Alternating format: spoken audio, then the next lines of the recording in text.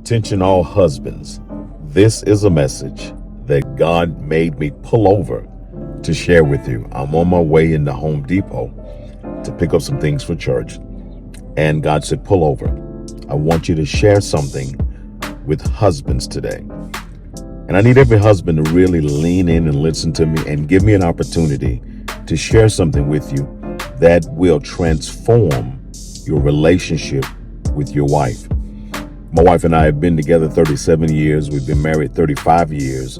And this year we have become super intentional about helping other married couples experience the biblical marriage that God has created for us to experience and for us to demonstrate to the world, as well as to educate husbands to be and wives to be. So that being said, I want to just talk to husbands today, those that are presently husbands and those that will one day be husbands. As a husband, I want to highlight something that I don't think we get taught at all, or certainly not enough, is that as a husband, you have a power. You have a power that is very unutilized. So what's that power, Pastor Troy? It's your love. Your love is a power. I would even venture to say that your love is a superpower. Now, what love am I talking about specifically? Not the love you have for your sports team, not the love you have for your video game, not the love that you have for your cars or your toys, not the love that you have for your children or your homeboys.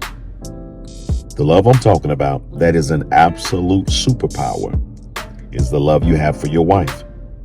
The reason why this is so important is because if you don't recognize that the love you have for your wife is a superpower, you'll sit around and wait for her to give you the kind of love that you desire, not understanding that if you will love her the way that we've been instructed to love our wives, that God will give her everything you need, desire, and require. Ooh, run that back, PT. God will empower her to give you everything you need, desire, and require. But understand this, it begins with us. It begins with us because God has made us the head, not the overlord, not the one that dictates and barks out orders, but we are the head so that we can lead the love in our relationship. We oftentimes want to lead our wives, but before you can lead your wife, you must lead the love in your relationship. In other words, you must model, display, and portray the kind of love that you desire for your marriage to multiply. Scripture says it this way: husbands, love your wives as Christ loves the church. Now, I'm going to tell you something, folks. That's a blueprint.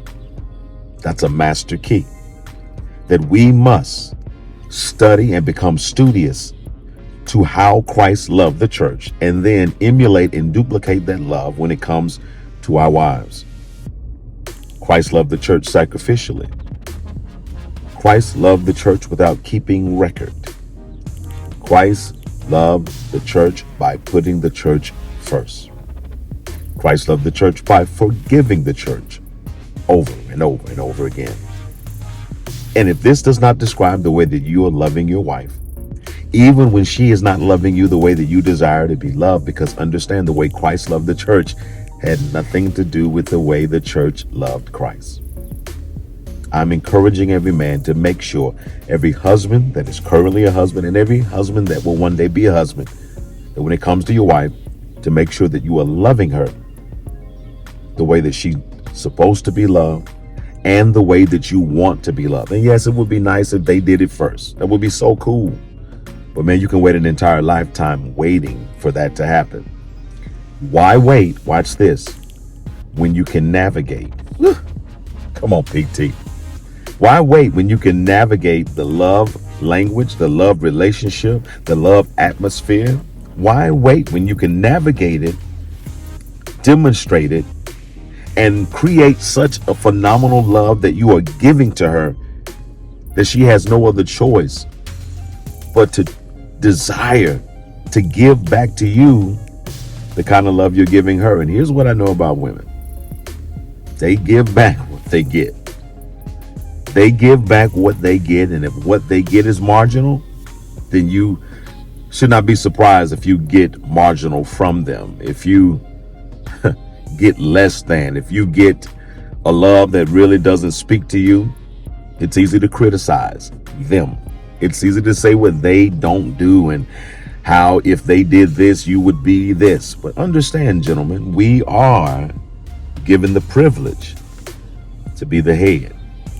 And it doesn't mean we're always right, doesn't mean we always get it right, but it does mean we're committed to learning, improving, and seeking to create a marriage that honors God. If I could push it just a little further to show you what this looks like in real practical terms, your love should allow your wife to feel confident. Your love should allow your wife to really forget about her flaws. Our wives deal with so many internal issues, things that they will maybe never articulate unless we create a culture where they really feel comfortable telling us about the things they don't like about their bodies and the things that they wish they could change and the things that make them feel less feminine and less like a woman and even less attractive. But here's what I know. That love that I told you you possess, that God gave you, that's a superpower. That love has the ability to make her forget about her flaws. Your love has the ability to make her feel like she is the most incredible woman on this planet. Your love even has the power to make her feel like she is the most attractive, sexiest woman alive. What you got to understand, though, is this, that if you don't love her to where your love is a force that she can lean on, a force that she can leverage, a force that she can trust, a force that she can rely on, then she will never, ever experience the liberation that's supposed to come through your love. Your wife is a reflection of you. Your wife is really a gift that God has given you. But you'll never know how valuable a gift is. Don't miss this if you never unwrap it. Oftentimes when we get married, we're excited in the beginning because it's new.